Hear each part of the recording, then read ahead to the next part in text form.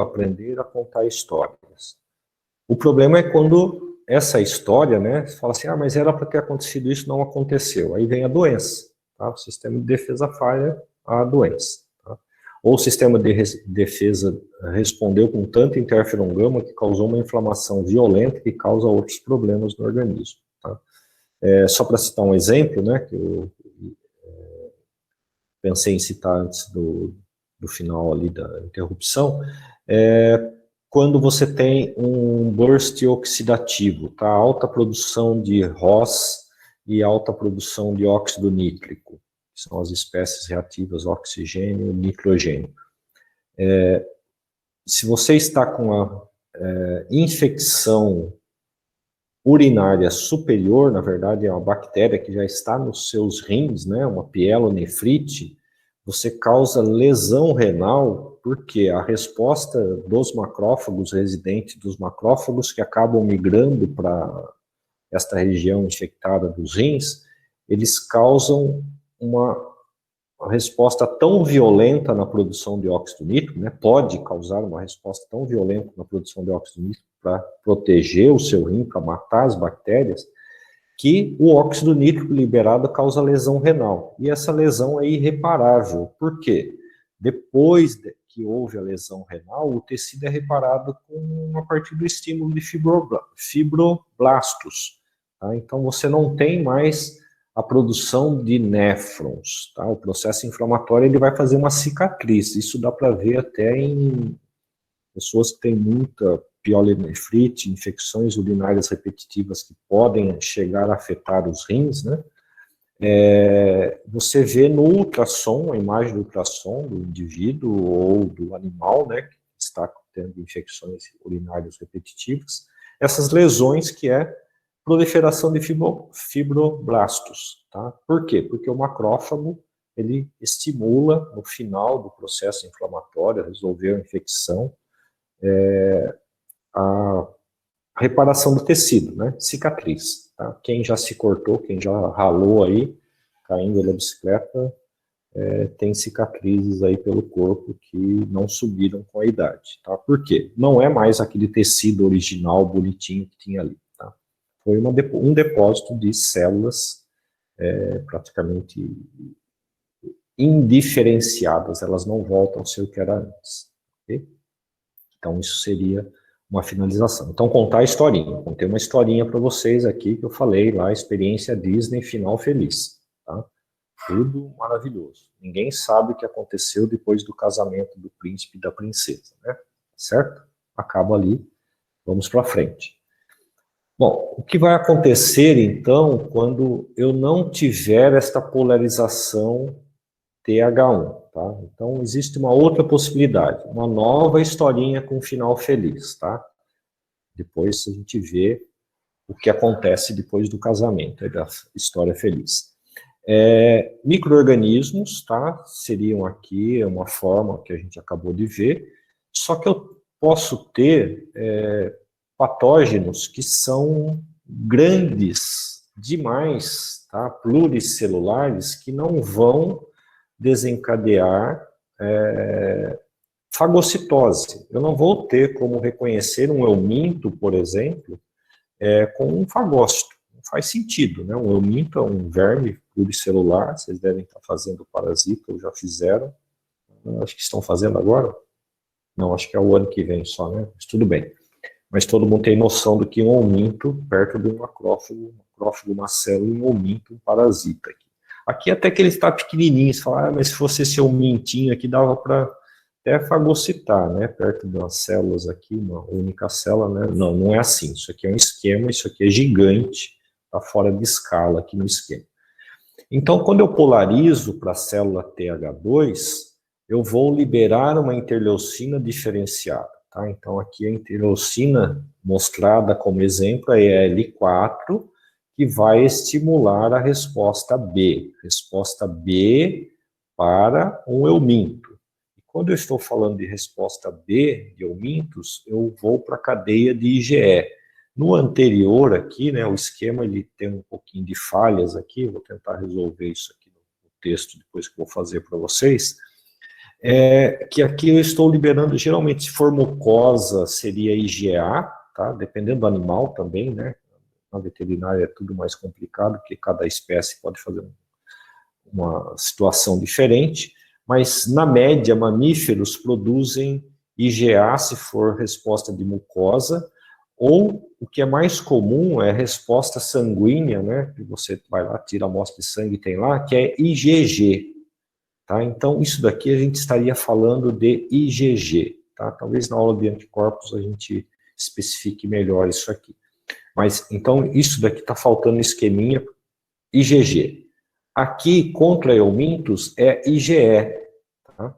Então, seguindo aqui no raciocínio, eu vou ter estímulo de células B. Só que eu não tenho estímulo que vocês já colocaram, que é macrófagos. Por quê? Não faz sentido algum estimular macrófago numa resposta contra euminto. O que um macrófago vai fazer contra um monstro desse tamanho, que é um euminto? Tá? Um euminto aí, um ninho de euminto, você tem 10, 20 centímetros, um ascaris lumbricoides aí crescidinho, tá certo? Você tem uma tênia que chega a 7 metros de comprimento, o que um macrófago vai fazer com um organismo desse, tá? Nada. Então, para economia de energia, a polarização TH2 não ativa o macrófago, ele vai liberar outras interleucinas que vão ativar outras células, ok? Então, aqui, o primeiro exemplo é ativar a célula B, com um exemplo com interleucina 4, que você vai produzir aqui anticorpos IgE, tá? Tem aqui também a parte de anticorpos IgG4 e camundongos IgG1, que são anticorpos neutralizantes aqui de outros patógenos, ok? Mas que não estaria relacionado com aquela resposta do macrófago, ok? Então vem aqui, e o que é mais importante aqui, ó, nesta polarização TH2, é a resposta mediada por IgE. Por que isso daqui não teria tanta importância ou teria tolerância? Porque o macrófago vai fagocitar isso aqui, mas concordo que sem interferon gama vai ser uma resposta que não vai ter a potência que teria uma polarização TH1. Tá? Então esta é a questão, tá? Para detalhar aqui. Então, seguindo aqui, né? Seguindo a linha de raciocínio da IgE para matar um parasito, né? Um parasito aqui já não é mais um micro-organismo, um patógeno unicelular como uma bactéria. É um patógeno pluricelular, um parasito agora, não é mais um micro-organismo, tá?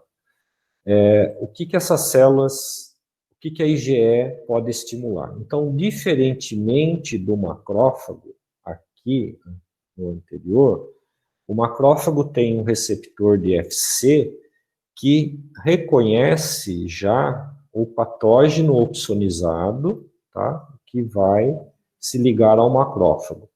Nesta outra possibilidade de resposta aqui mediada pela polarização TH2, os mastócitos, né, que é mast cell aqui, eles carregam na sua superfície a IgE. Tá? Então, carregando essa IgE, ele é capaz de reconhecer repetições na superfície, né, que seria uma representação muito pobre de um euminto de superfície ou um polímero, tá, na superfície que vai causar degranulação de mastócito. Isso acontece muito com alergias, tá? Processos alérgicos. Então, aqui, um grão de pólen, alguma coisa aí que afeta e causa degranulação de mastócitos e vai levar à falta de ar, por exemplo, para quem é asmático, etc., ou tem rinite alérgica, acaba gerando esse tipo de resposta. Por outro caminho aqui, você tem o estímulo de L5, onde você tem também aqui a IgE também, tá? Aqui vem para cá, mas vem aqui também para a resposta de IgE, para eumintos, tá? O esquema que falta, uma setinha aqui também. Então eu tenho o quê? Eosinófilos que estão sendo sensibilizados por IL-5, que vem aqui do CD4, subtipo TH2, e vai chegar, então, à resposta do eosinófilo, que é a principal resposta contra eumintos, ok? Então, você tem aqui resposta contra eumintos. Agora, esse eosinófilo é uma célula. Reconhecendo o euminto, o que ele vai fazer? Ele também faz degranulação, e esses grânulos é que acabam contribuindo para uma eventual eliminação dos eumintos. A resposta é eficiente? Tudo depende. Depende do quê? Tá? Então, essa é a questão. Por que vocês provavelmente vermifugam os animais, né? Tem um mantra aí, vermifugar os animais preventivamente não faz sentido, né? É a mesma coisa que tomar ivermectina para coronavírus. Para combater o euminto que já está no intestino. Mas como que você vermifuga um animal sem fazer um exame de fezes, tá? Então a questão é essa. E por que que esse sistema de defesa vai falhar? Tá? Isso que eu quero saber de vocês. Por fim, os mecanismos efetores da imunidade mediada por célula, que consiste na migração dos linfócitos efetores para os locais de infecção. Então, uma parte eu já falei também das proteínas, né, glicoproteínas ligantes, isso foi falado lá na aula 4, se eu não me engano, a respeito de como que as células migram para o tecido, como que elas sabem o local da infecção. Então você tem quimiocinas, você tem proteínas sendo expressas no epitélio dos vasos sanguíneos, capilares, e estas células quase que são freadas, né, por interação de superfície, proteínas de superfície. Isso não precisa decorar, tá? Se você souber dar um exemplo, eventualmente numa prova escrita, EIP-selectina, ou simplesmente proteínas de adesão e o que leva ao aumento dessa proteína de adesão, tá?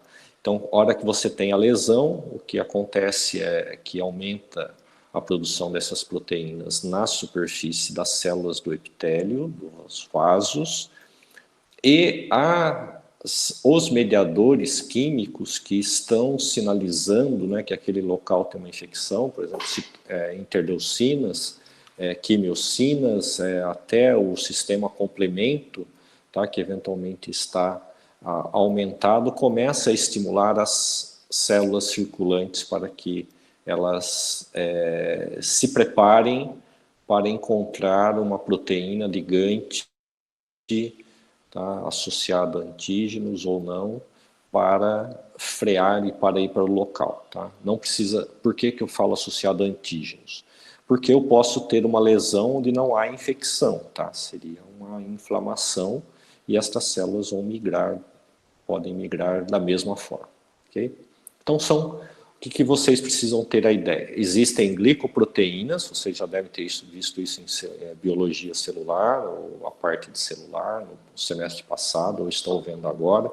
Se eu não me engano, quem dá essa parte é a professora Cláudia Felipe, ok? Então vocês têm essas proteínas de superfície, glicocálix, né, que vocês veem lá na histologia, como que essas células ficam associadas, né, por forças fracas. Então imagina assim, eu costumo dar um exemplo, glicoproteína. Então a proteína ela está na superfície, mergulhada na bicamada lipídica, ela é glicosilada, né, depois que a proteína é sintetizada, ela é glicosilada, tem um padrão de glicosilação, e lembrando que açúcar, quando mistura no ambiente aquoso ali do líquido extracelular, do leque, o que acontece? Vira um melado, né? Literalmente assim, imagine que o líquido extracelular e essas glicoproteínas formam um melado ali que causam então a adesão entre as células. Okay? Aqui é o mesmo princípio, tá? Glicoproteínas que vão ser reconhecidas por receptores em meio aquoso. O endotélio, né, no local da infecção, aqui eu já adiantei um pouco, falar o que são expostos, né? As citocinas que eu falei ali. Então, está sendo exposto. Então, você tem uma inflamação, seguida ou não de infecção, duas citocinas, para dar exemplo aqui, é o TNF e a interleucina 1, que vão estimular aumento de expressão, então, daquelas proteínas que estavam ali atrás, tá? Só repetindo aqui, IP-selectina e ligantes de integrinas para poder ter adesão e consequente migração. Aqui é só um resuminho, né? Tá? Então, recordando o TH1 que ativa macrófago, isso aqui tem que saber na ponta da língua, tá? E TH2, inflamação rica em eosinófilos. Então, isso é um parâmetro, né? Um divisor de águas aqui, olhando para a resposta CD4.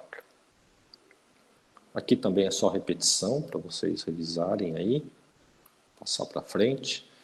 A ativação dos macrófagos, eu cheguei a falar da proteína ligante, tá? Aqui está um pouquinho deslocado aqui o quadro, mas acho que dá para entender. É o formato de tela aqui no arquivo anterior, tá? Esse quadro. Deixa eu consertar. Pronto.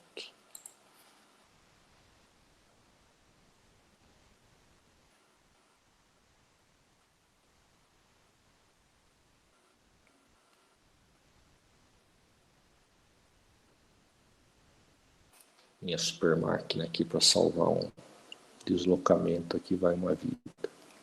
Depois eu salvo isso. Travou. Pronto.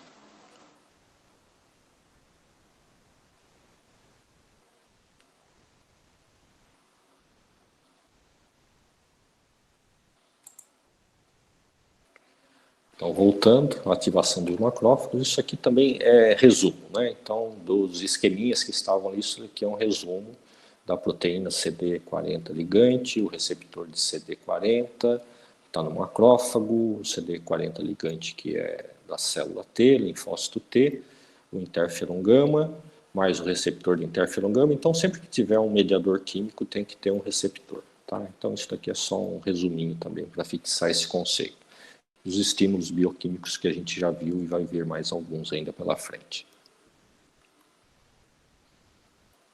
Então, continuando aqui do estímulo bioquímico, transcrição de genes, no macrófago, né? Por que eu preciso de proteases lisossômicas e enzimas que fazem síntese de ROS e NO? Vamos ver se vocês estão sincronizados. Então, pausa, eu quero a resposta aqui, né? Por que é importante, né? Eu tenho essa ligação toda, eu sei que tem os fatores bioquímicos, vão produzir fatores, e genes, para que eu preciso de proteases lisossômicas, para que eu preciso de enzimas que sintetizam espécies reativas de oxigênio e a óxido nitroso sintase que sintetiza NO, ok? Para que serve isso? Porque é isso que vai fazer destruir o patógeno, né? Potencializar a resposta e destruir o patógeno. Isso. Como?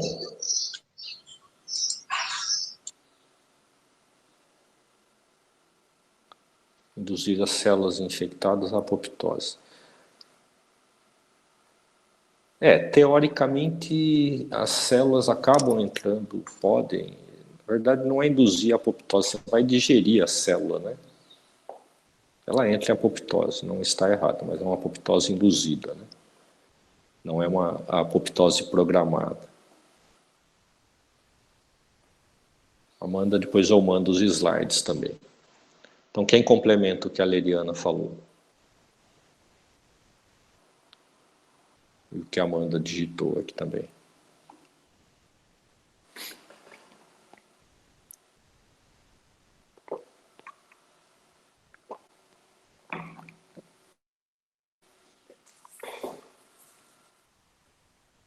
Do ponto de vista bioquímico, pelo menos para mim, tá? Eu vou usar a palavra, é óbvio, né?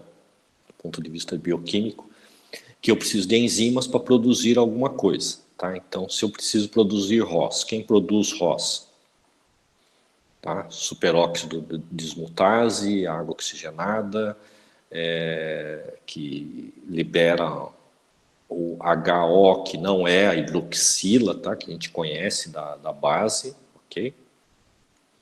E o óxido nítrico. O óxido nítrico é sintetizado a partir do aminoácido arginina, que vocês devem se lembrar, né? Tem esperança lá do ciclo da ureia, né? É o último aminoácido do ciclo da ureia, onde eu retorno a ornitina e produzo a ureia.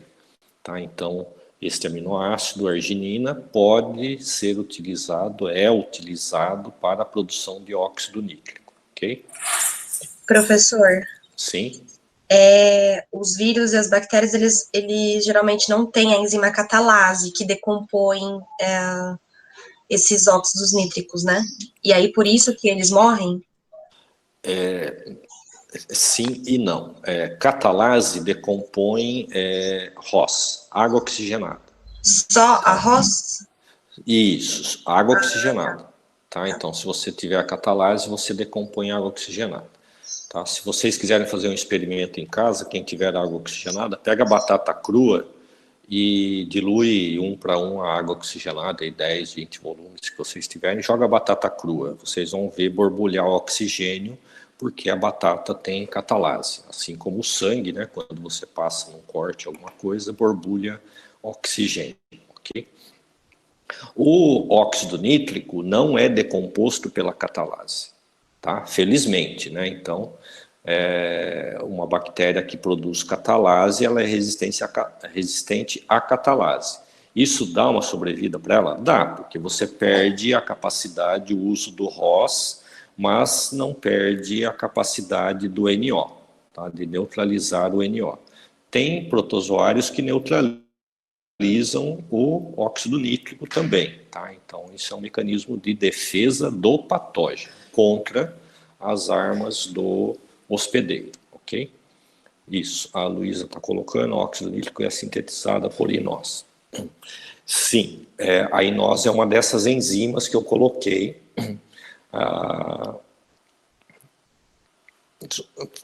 Coloquei na indução, né? Ali os sinais, fatores nucleares e produção da enzima.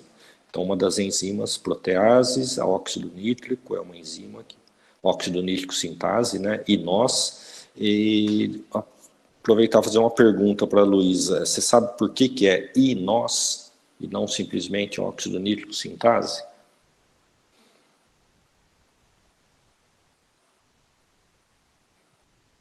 A Giovana também colocou que aumenta a eficiência digestiva intracelular, exatamente. Tá? O I, Luísa e Sala, o I da inós produzida nas células de defesa, né, principalmente em macrófagos, é induzida. Tá? Então, são os sinais bioquímicos, né, que estão aqui. Por que ela é induzida? Porque veio lá da parte do interferon gama que induziu a produção da enzima para poder fazer óxido nítrico. Bom, a pergunta, né, que vocês devem estar fazendo assim neste momento. Se tem a induzida, existe a não induzida? Ok? Existe. O epitélio dos vasos sanguíneos produzem normalmente, fisiologicamente, uma que é chamada tipo 1, óxido nítrico sintase tipo 1. E para que serve essa óxido nítrico sintase do epitélio vascular? Para produzir óxido nítrico. Para matar patógenos? Não. O óxido nítrico é um vasodilatador, tá? Então, você tem a produção de vasodilatador, que é um controle, tá, para a dilatação dos vasos para evitar que a pressão suba. Então, é um mecanismo de controle da pressão arterial, principalmente, ok? Então, por isso que tem AI. AI, então, sempre que for falar do sistema de defesa, muitas enzimas são induzidas, tá? Depois, em farmacologia, a gente vai ver que uma outra enzima importante, né, na medicina é a COX do tipo 2, e também a COX, que é a araquidonato ciclooxigenase induzida, tá? Induzida durante um processo inflamatório. E, por outro lado, nós temos a COX do tipo 1, que é fisiológica, ela é produzida pelas células parietais do estômago para estimular a produção de muco que protege a superfície do epitélio gástrico do HCl que ela está produzindo ali para auxiliar a digestão de proteínas, ok? Então, o sistema de defesa, tudo é induzido. Então, olhem sempre para isso, tá? É resposta, né? Pode ser uma indução boa ou ruim, isso daí é outra questão, tá? E a gente já começa a entrar na patologia propriamente dita. Vocês têm aí 2 ou 3 pela frente, tá certo? Ficou claro isso? Então, tudo começou com o interferon gama, né? Ok? Então, vamos continuar aqui. Então, veio interferon gama, ROS, proteases para fazer digestão de proteínas. Processar, né? Essas proteases são importantes para processar o quê? Peptídeos, processar as proteínas que geram peptídeos que vão ser apresentados, neste caso aí, se foi fagocitado pelo MHC do tipo 2. Okay? Se esse patógeno fugir do lisossomo, tá? Eventualmente é um mecanismo de escape, ele eventualmente é processado no citossol e a apresentação de antígenos vai ser mediada por MHC do tipo 1. Então aqui, quadro resumo também, né, das etapas, né, então eu tenho macrófagos ativados, o que eles fazem? Vão recrutar neutrófilos, monócitos, linfócitos T, que é mediado esse recrutamento pelo TNF-L1 e outras quimiocinas, tá? Não vale a pena ficar decorando tudo, produzem outras citocinas, como fator de crescimento derivado de plaqueta, tá? Para quê? Porque geralmente se você tem uma lesão, você pode eventualmente ter que coagular, né, um corte e coagulação de sangue, então isso aqui é uma contribuição também. Esse fator de crescimento também, que são produzidos, né, estimulam crescimento e atividade depois aqui na última etapa de fibroblastos e de células endoteliais. Para que produzir fibroblastos? Tá? Eu já expliquei isso também, tá? Superficialmente, né? Que depois que tudo está resolvido, você tem uma lesão no tecido, ou houve perda de tecido, precisa refazer este tecido, que popularmente que a gente conhece como cicatrização. Cicatrização nada mais é do que estimular crescimento de fibroblastos, que vai ser um tecido que não é mais aquele mesmo tecido que existia ali antes da lesão, seja por infecção ou não. Tá? E eu dei o exemplo de cicatrizes renais, de quem tem infecções renais repetitivas, onde você perde néfrons e substitui aqueles néfrons para, como diria, cimentar aquele buraco criado pela destruição de um tecido, você coloca um outro tecido ali que seria um tecido que não tem mais função de fazer filtração glomerular. Né? Perdeu o néfron, perdeu para sempre, aquilo não regenera. Coloca um fibroblasto e o fibroblasto não filtra nada, ele só preenche, né, aquele tecido ali que é chamado reparo tecidual. Tá? Só o tecido, você não repara a função se houve perda de função, que é o exemplo que eu dei sobre os rins. Tá? E de células endoteliais. Células endoteliais por quê? Eventualmente uma infecção, um corte, uma lesão, uma queimadura, você perde vasos. O novo tecido precisa ser vascularizado. Então você vai promover células do endotélio que vão refazer esta circulação local ali, no local onde houve a infecção ou inflamação. Tá? Então esse é o papel dos macrófagos. Além de combater, ele chega até lá no final, que é a cicatrização. Tá? Então isso aqui é importante saber também, e pelo menos 2 interleucinas, né? Fator de necrose tumoral e interleucina 1. A interleucina 1, lá no comecinho do curso também eu falei, olha, isso aqui é para vocês decorarem. Ela é a principal mediadora que regula o termostato, né, no hipotálamo, que regula a temperatura corporal. Ok? Vamos para TH2. Se tiverem dúvidas, vão anotando aí que a gente já tira.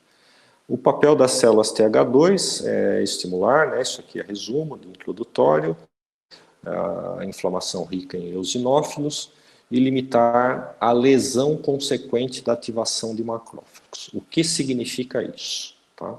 Então, jogar para vocês. O que significa limitar a lesão consequente da ativação de macrófagos? Vamos discutir um pouco isso.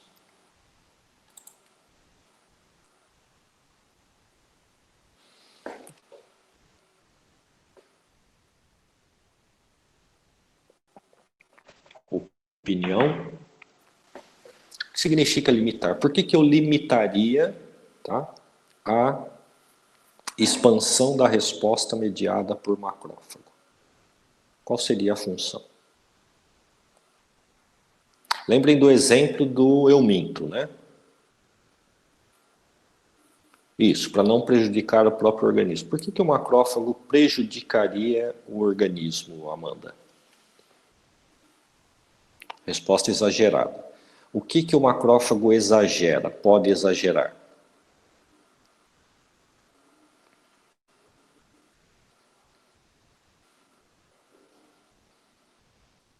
Se ligando às células próprias, não necessariamente.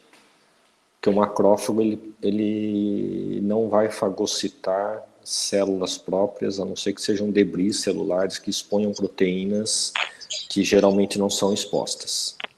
Professor, sim, talvez, como ele não vai conseguir eliminar o eu minto através da síntese de compostos que ele vai liberando, talvez esses compostos, eles vão ficar, não vão ter função no organismo, e aí isso vai dar uma carga desnecessária desses compostos no organismo. A gente pode ser prejudicado de alguma forma por causa disso? Isso, exatamente isso. Eu só quero chegar ao ponto, né, para ver se vocês conseguem relacionar essa questão de que compostos são esses, ou pelo menos dar um ou dois exemplos, tá? Eu sei que uma vez você citou sobre o óxido nítrico, e que você acabou de falar também, das espécies reativas de Isso, oxigênio exatamente. também, o Eros. Isso, exatamente. Isso. Porque aí a gente vai ter que ficar produzindo, eu não sei se a gente sintetiza o tempo todo, mas talvez a exigência pela síntese da enzima catalase seja muito grande para decompor os Eros, por exemplo, mas não tem necessidade, porque a gente não vai estar utilizando isso, a gente não vai estar utilizando esses compostos, né? Exatamente, tá? Então você tem, se você tiver, não limitar, né, essa TH2 não limitasse o macrófago, primeiro, você vai ter um gasto de energia desnecessário, porque o macrófago não consegue combater um euminto, né? O macrófago não consegue combater um antígeno que está causando broncoconstrição, por exemplo, processo alérgico, né? Quem tem alergia sabe bem disso. Então é um gasto desnecessário de energia haver proliferação de macrófago, duplicar uma célula é caríssimo do ponto de vista energético, tá? E depois induzir, né, a INOS, que estava aqui, que a gente já comentou, para produzir óxido nítrico, que também não vai ter efetividade contra os eumintos, ok? Então é isso. E vai causar lesão, né? Vai causar um processo inflamatório sem necessidade. Então é por isso que a resposta TH2 vai limitar esta resposta dos macrófagos, limita a ativação de macrófagos, tá? Porque não preciso do macrófago neste momento. Mas pode acontecer do patógeno direcionar o organismo para que os macrófagos fiquem em estado de dormência. Tá? Então isso é uma estratégia para escapar do sistema de defesa. E tem patógenos que fazem isso. Tá?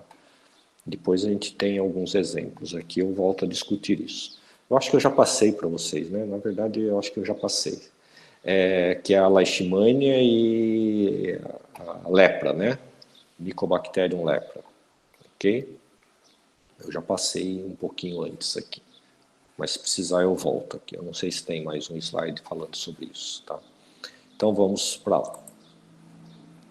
Só complementando, né? Tanto o ROS quanto o óxido nítrico, o que eles fazem? Eles atacam membranas e atacam material genético, destroem células, induzem apoptose, etc. Nesse processo inflamatório. Tá? Então, de uma forma resumida, o papel das células TH2 é a produção da IL-4 e IL-5, que a gente já viu num slide passado aqui hoje. A IL-4 estimula a produção de IgE, que ativa mastócitos. Tá? E a IL-5, junto com a IL-10, são fatores de estímulo e ativação de eosinófilos, e tudo isso contribui para a eliminação de eumintos. Tá? Paralelamente, como eu tenho aqui uma resposta associada do mastócitos com IgE, e o mastócito é um granulócito, né? Quem estudou lá a aula 2, pelo menos que eu coloquei ali como aula 2 de texto, né? Formato de texto, é um granulócito. E aqui é que está um braço importante, né, do estímulo a processos alérgicos, né? Seja alimentação, seja antígenos que não estão associados a patógenos. Por exemplo, tem gente que é alérgico a perfume, grão de pólen, poeira de forma genérica, porque você tem esse desvio aqui para a produção de mastócitos. E há algumas teorias, alguns estudos de que a infecção, né, por eumintos, né, antigamente se falava infestação, né, mas hoje pode ser utilizado infecção por eumintos, desvia a resposta desses mastócitos, onde eles produzem IgE que vão reconhecer eumintos. Então você diminui a quantidade de IgE que reconhece pólen, que reconhece perfume, que reconhece poeira, outros mecanismos que disparam o processo alérgico. Tá? Então, eu diria aqui que ter uma verminose, uma infestação por eumintos na infância é importante, tá? Para você não ter um processo alérgico. E aí a questão de ambientes muito limpos, né? Isso serve para animais também, onde você não tem esse contato. Não vou entrar em animais de produção, tá? Estou imaginando os pets, né? Animal de produção, você tem que ter lá a sua limpeza, etc., padrão de qualidade, que pode favorecer processos alérgicos, obviamente, porque evita o contato natural, né, destes organismos, destes animais com respostas variadas. Então, quanto mais respostas variadas você tiver, maior exposição ao meio ambiente, aparentemente isso significa uma melhor sobrevivência, um melhor controle de infecções que realmente interessam, tá? Para você não ficar gastando energia com processos alérgicos, ok? Então, aqui do ponto de vista, né, estou falando, se tudo correr bem, né, tudo bem direcionado, o organismo muito bem geneticamente, ele elimina os eumintos. E tiver, obviamente, nutrição calórica e nutrição proteica, porque gasta energia fazer imunoglobulinas, gasta energia ativar, produzir mastócitos, é um gasto de energia muito alto. Tá? Então, um animal desnutrido, tanto do ponto de vista calórico quanto proteico, obviamente que não vai dar uma resposta ideal para nada. Então, quais são as interleucinas, né? Então, aqui, ó, a 10, a 4 aparece aqui, interleucina 4, a 10, acrescentam a 13, que vai inibir a ativação de macrófagos. E a 13 aumenta a síntese de colágeno nos fibroblastos e causa fibrose. Tá? Então, a gente viu que o macrófago é importante para estimular o crescimento de fibroblastos, mas existe um outro mecanismo, né? Porque se eu estou inibindo o macrófago, eu preciso de um outro mecanismo de reparo, tá? Então, existem reparo tanto mediado por resposta TH1 quanto por resposta TH2. Sempre vai haver um reparo, tá? Diferenciando quem dispara este reparo, tá? Então, aqui seria mediado por IL-13. Enquanto o reparo da TH1, estimulei o macrófago, eu poderia dizer que estimulado por interferon gama, eu cheguei ao reparo tecidual, do tecido lesado. Okay? Então, essa é a diferença. Então, uma pergunta importante é, o reparo pela resposta TH1 é mediado por interferon gama. O reparo tecidual depois que resolveu a infecção ou durante a infecção, a tentativa de reparo é mediada por interleucina 13. Tá? Então, notem que está aumentando o número de interleucinas aí para vocês correlacionarem.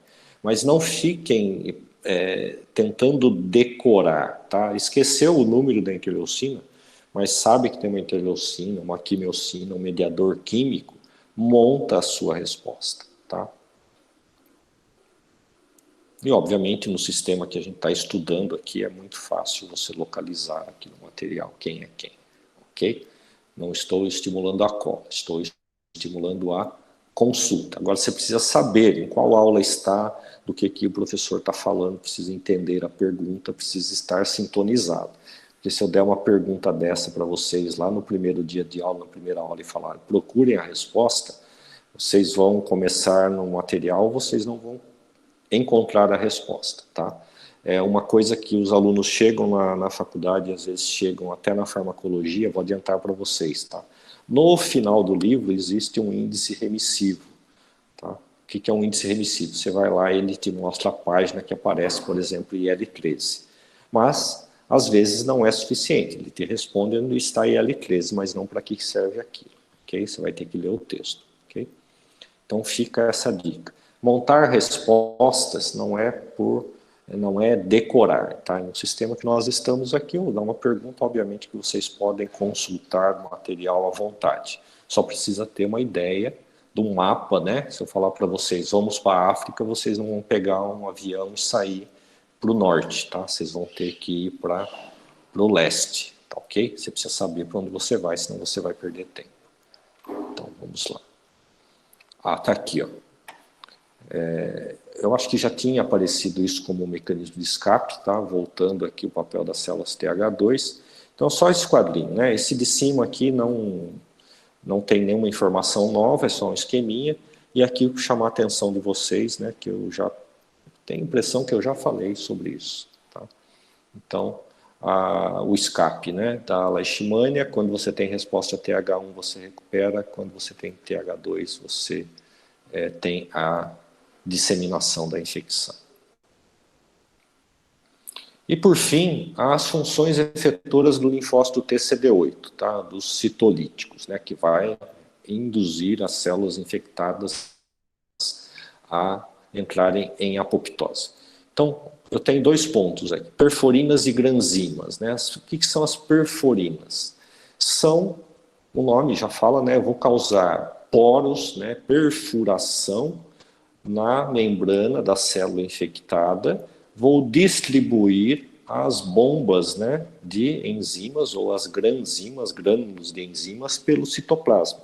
E estas granzimas ativam as caspases, que é o mecanismo para a célula entrar em apoptose. Tá? Então, eu estou estimulando aquela célula que tem um sistema de suicídio, né, para entrar em suicídio, para poder destruir o patógeno. Não tem jeito. Essa célula infectada, ela é inviável, ela entra em apoptose para defender o organismo, ok? Então, o que são caspases? Tem aqui a definição de cisteínoproteases, né? São enzimas proteolíticas que digerem proteínas.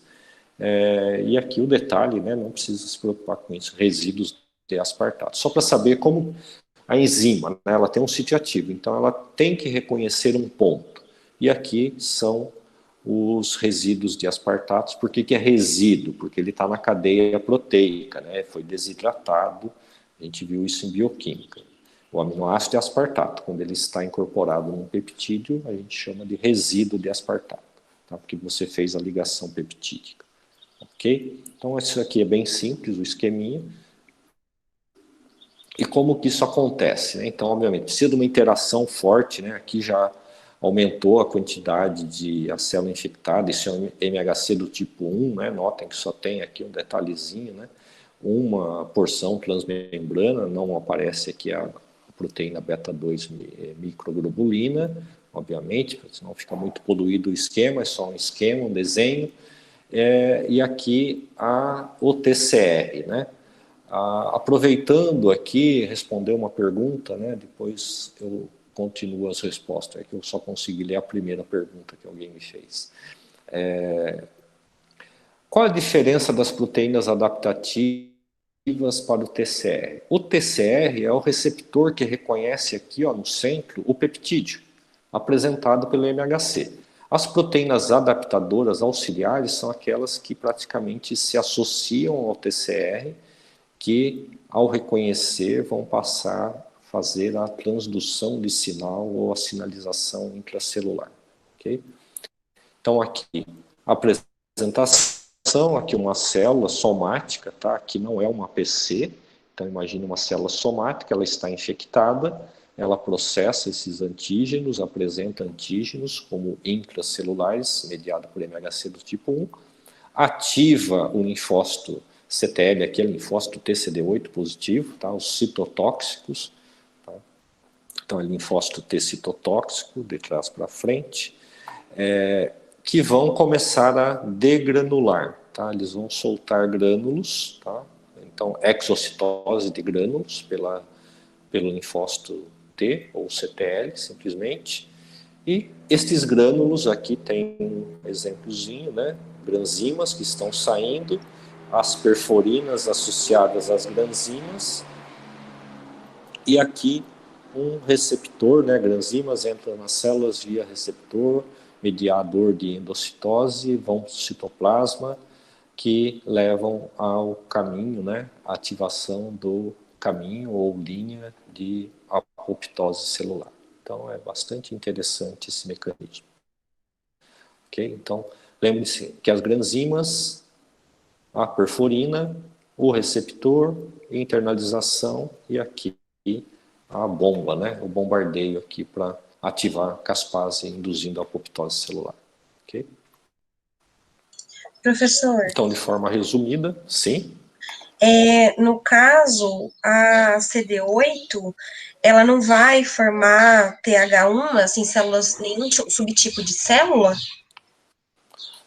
Não. Lembrando que o subtipo TH1 você tem para CD4 Sim, positivo. então só para ela, para CD8 não. Isso, exatamente. A CD8 que você vai ter um mecanismo de tolerância, tá? Mas isso é outra aula. Tá bom, Ok? obrigada. Então não tem um desvio aqui. A CD8 é citolítica, é citotóxica. Tá Ok? bom, obrigada. Existem subtipos, mas não é importante na resposta aqui, direcionando para a resposta para o patógeno intracelular neste momento. Ok? Então, as granzimas aqui, resumindo, que já estava no slide, perforina. Aqui o faz ligante, né, se liga ao receptor indutor de morte, tá? Isso é o controle, né, que eu acabei de falar. Se eu não tiver o faz ou tiver um bloqueador desse faz, eu não ativo o caspase. Então isso seria o meu controle, né, de células T reguladoras para não induzir a apoptose, tá? Se o faz ligante se ligar à proteína CD95, eu ativo o caspase, tá? Então esse seria o mecanismo. Então existe um outro ligante associado a isso, que é chamado faz.